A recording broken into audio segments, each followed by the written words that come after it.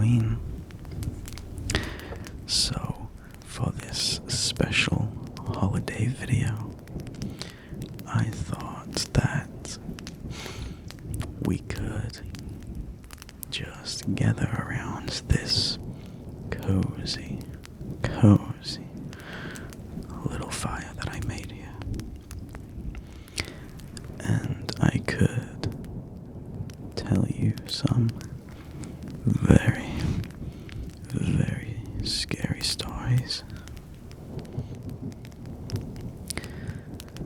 There is also a little bucket of Halloween assorted candy just to the side of me here. So please feel free to help yourself whilst I tell these spooky, scary stories. I hope you're comfortable. Good. Now, I think without any more time wasting, let's just get straight into the meat and potatoes. Now, this little story is called The Puppy in the Basement. And it goes a little something like this.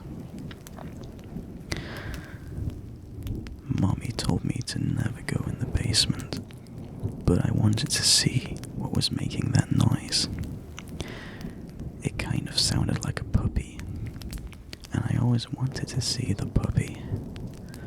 So I opened the basement door and tiptoed down a bit. I didn't see a puppy, and then Mommy yanked me out of the basement and yelled at me. Mommy had never yelled at me before, and it made me sad, and I cried. Then, Mommy told me to never go to the basement again, and she gave me a cookie. That made me feel better, so I didn't ask her why the boy in the basement was making noises like a puppy, or why he had no hands or feet. Pretty, disturbing now.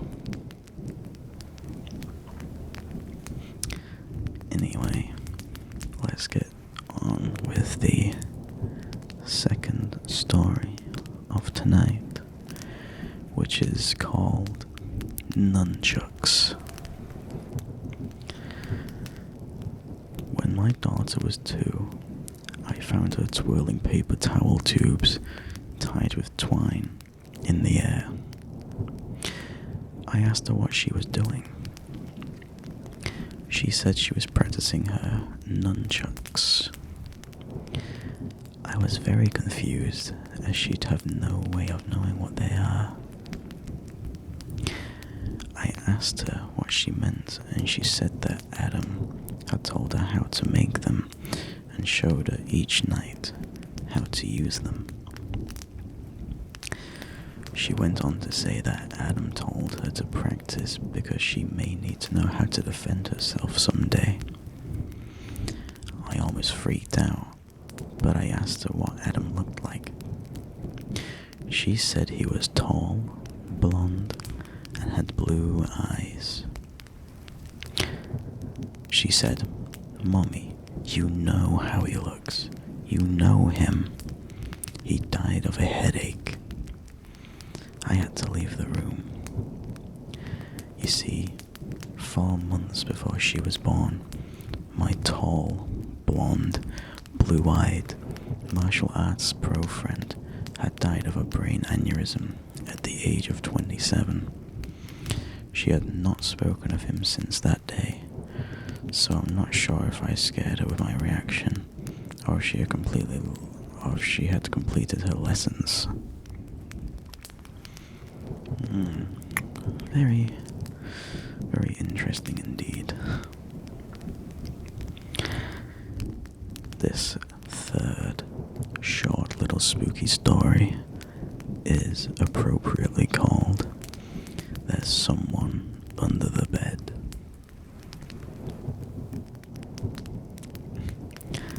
Don't worry about that sound.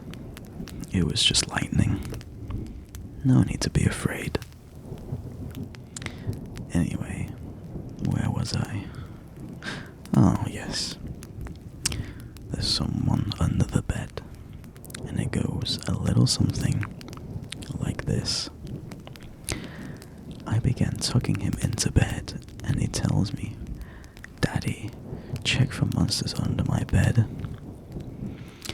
I looked underneath for his amusements and see him, another him, under the bed, staring back at me, quivering and whispering, "Daddy, there's somebody on my bed." Ooh, that one was actually pretty good, I can't lie. So who was the real son then? Was it the one that was on the bed or the one that was under the bed? That's pretty scary to think about now. Anyway, this next story is called The Chair, and it goes a little something like this. When my sister Betsy and I were kids, our family lived for a while in a charming old farmhouse. We loved exploring its dusty corners and climbing the apple tree in the backyard. But our favorite thing was the ghost. We called her Mother because she seemed so kind and nurturing. Some mornings, Betsy and I would wake up, and on each of our nightstands, we'd find a cup that hadn't been there the night before. Mother had left it there, worried that we'd get thirsty during the night. She just wanted to take care of us. Among the home's original furnishings was an antique wooden chair, which we kept against the back wall of the living room. Whenever we were preoccupied, watching TV or playing a game, Mother would inch that chair forward across the room towards us. Sometimes she'd manage to move it all the way to the center of the room. We always felt sad putting it back against the wall. Mother just wanted to be near us. Years later, long after we moved out, I found an old newspaper article about the farmhouse's original occupant, a widow. She'd murdered her 2 children by giving them each a cup of poisoned milk before bed. Then she hung herself. The article included a photo of the farmhouse's living room with a woman's body hanging from a beam. Beneath her, knocked over, was that old wooden chair, placed exactly in the center of the room. A little bit of a longer one, but that was really quite good. Possibly my favorite one so far, but that's just me. This next one is called The Ghost at Home. Last night, a friend rushed me out of the house to catch the opening act at a local bar's music night. After a few drinks, I realized my phone wasn't in my pocket. I checked the table where we were sitting at, the bar, the bathrooms, and no luck. And after no luck, I used my friend's phone to call mine. After 2 rings, somebody answered, gave out a low, raspy giggle, and hung up. They didn't answer again. I eventually gave it up as a lost cause and headed home. found my phone laying on my nightstand, right where I left it. So she never even had a phone in the first place, and somebody had just answered the phone back at her house. Very spooky indeed. This next one is a bit of a longer one, but I think it'll still be pretty good. This one is titled The Cabin, and it goes a little something like this. A hiker decided to go on a hike by himself, something he was not very used to. The whole day was normal. Trees and bushes engulfed his surroundings. He enjoyed being outdoors in the mountains. Nothing seemed strange to him. That was until he was making his way back to his car.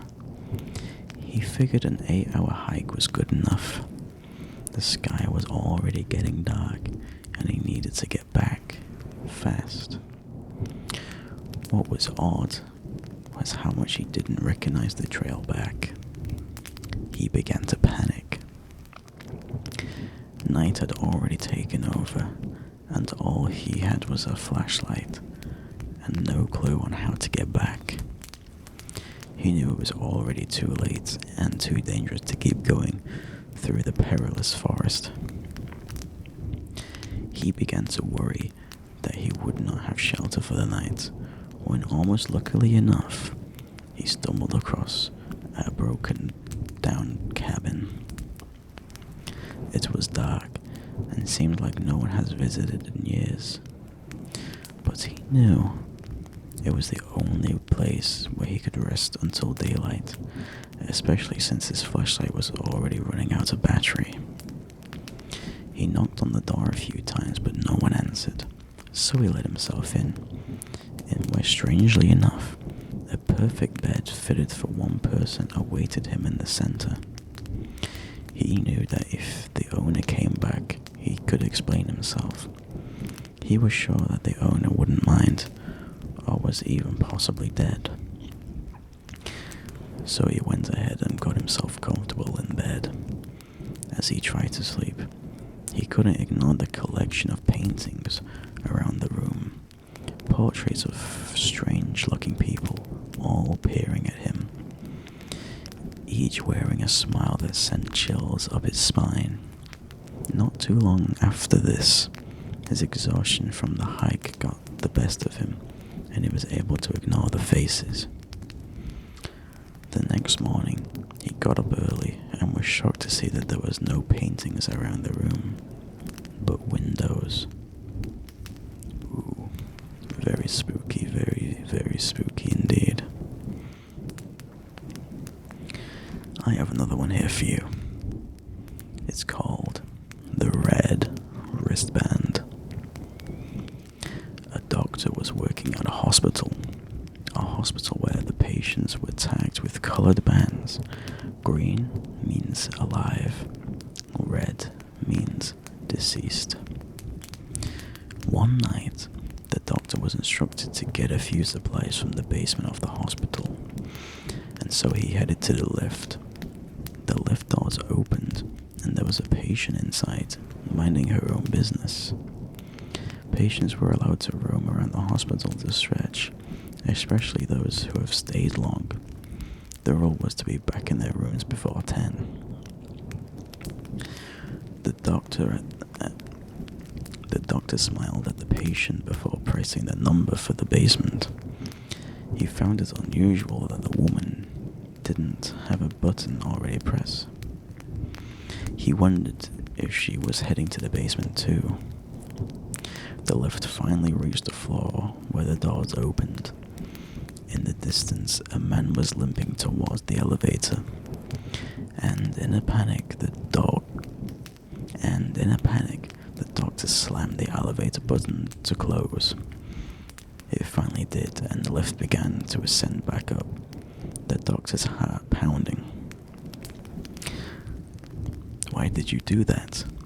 He was just trying to use the lift," the woman stated, annoyed. "Did you see his wrist?" the doctor asked. "It was red." he died last night. I would know because I did his surgery. The woman lifted her wrist. He saw red. She smiled. Like this one. So she was also dead all along. Very spooky. I have just 2 more stories for you to enjoy. And I can see that you're already settled down a bit more now. The thunder and lightning doesn't seem to bother you as much now. And it looks like you've eaten a good amount of that candy. So I'm guessing you've had a bit of a sugar crash, I see. Well, even if you fall asleep during these last 2 stories, I'll still read them to you. I hope that's okay. Okay. Now, this next story is called White with Red. A man just moved into an apartment and heads to the receptionist to get his keys. The receptionist gave him the keys with a smile, but warns him not to disturb the door with no number on his floor. He wondered why, but didn't bother to ask. He was too busy with his new apartment to care. After he finished unpacking, he began to get curious. He questioned why the receptionist would warn him of such things, and so he stepped out of his apartment to check the door with no number. He tried the doorknob first, but it was locked, so instead he got onto his knees and peeked through the keyhole. The apartment he was looking into was empty. His eyes scanned the whole place before stopping at a woman standing face against the wall in the corner. He noticed her pale skin and long black hair before stepping back, suddenly feeling perverted in a way for invading someone else's privacy. He brushed it off, assuming she was someone that did not want to be disturbed. The next day, he got more curious about the woman and eventually went back, straight away getting onto his knees. He peeked through the keyhole and saw all red. Red. He assumed that the pale woman must have caught him peeking last night and covered the whole door with something red. He left the door alone and instead went to the receptionist to ask her questions.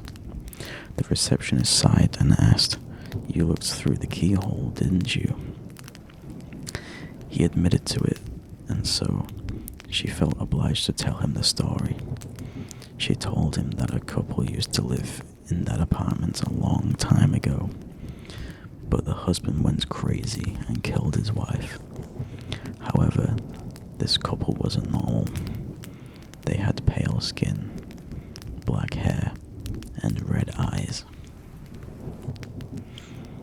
That one wasn't so good, I gotta be honest. I mean, it was a little bit intriguing, but again, I don't think it was all that good. But anyway, my spooky little fluff. I just have one more story to tell you. And this one is called A Mother's Call. A daughter was in her room upstairs doing her homework when suddenly she heard her mother call to come down for dinner. She jumped onto her feet and began making her way towards the stairs, but before she even took a step, hands grabbed her and pulled her into the laundry room beside the staircase. She panicked before realizing it was her mother, her real mother, eyes watery and bloodshot. "Don't go down there, honey. I heard it too." That one was very spooky. Very spooky. It was like a mimic. Yeah, that stuff definitely scares me.